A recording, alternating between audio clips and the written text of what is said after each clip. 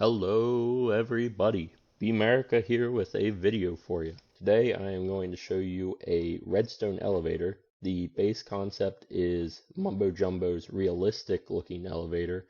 However, I have turned it into a multi-floor elevator so that you can make it more than just your two basic floors.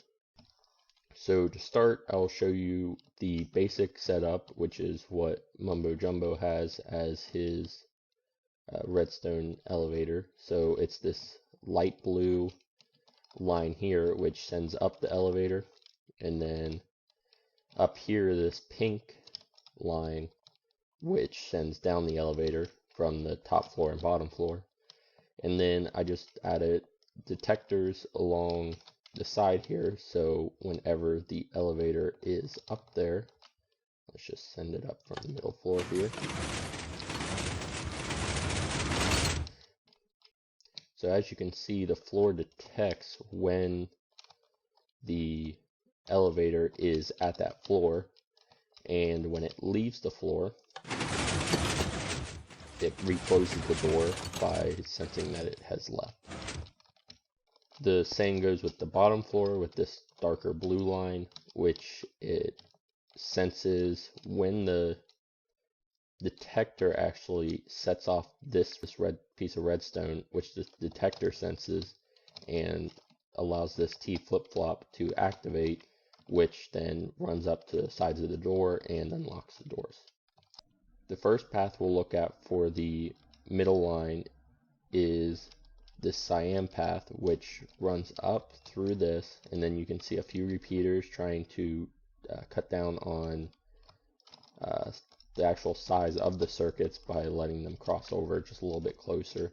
So it runs up and it goes through this pulse extender, and this pulse extender keeps these pistons out long enough for the elevator to actually reach them, and then they have to be double piston extenders so that the wool block is actually pulled back 2 spaces so that whenever the elevator goes up through this, it won't interfere and it won't try to take that block with it. And so it's just 3 double piston extenders. That's how it stops the system from continuing up.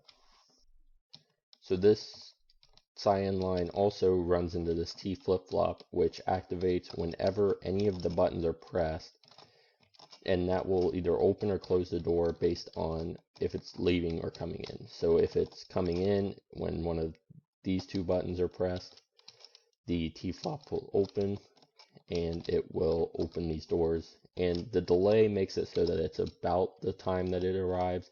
However, it's not as nice as the top or bottom ones where it's actually a detector sensing when the elevator has reached its location. The next line we'll be looking at is the purple line, which is activated whenever the elevator is sent down from the top floor.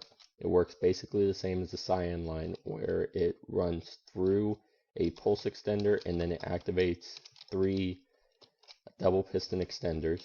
In this one, the pistons are actually put underneath of the block, so as you can see, there's glazed terracotta along the edges on this one wherever they intersect, so you can see it right there. There are 2. Technically this one is not needed, this block isn't needed at all. However, just to stick with the double piston extender, I have included it. And this will stop the elevator as it comes down, and then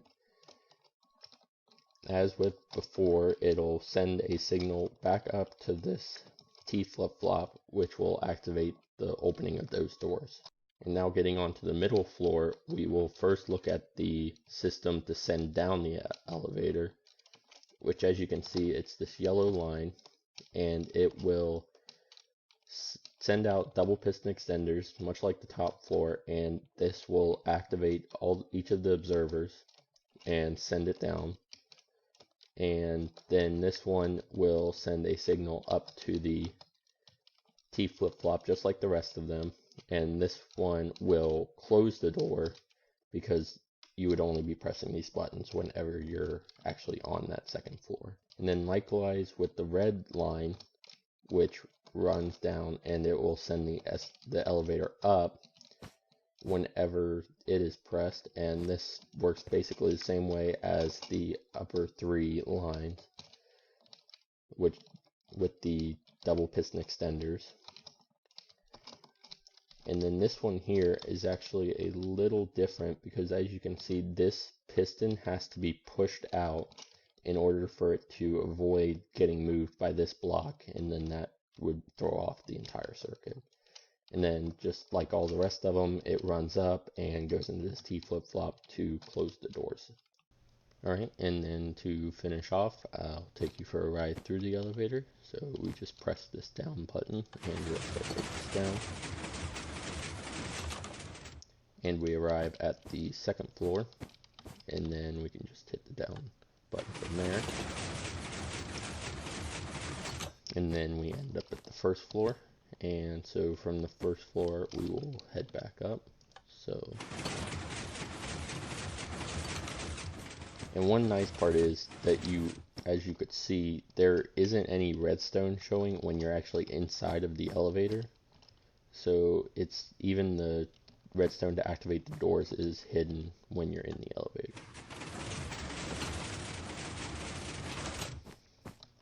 And there we go. And that is it. So a huge thank you to Mumbo Jumbo for his initial elevator design. And if you haven't checked out Mumbo Jumbo, you should. He's a great redstoner. That's where I get a lot of my ideas from. And I hope you enjoyed.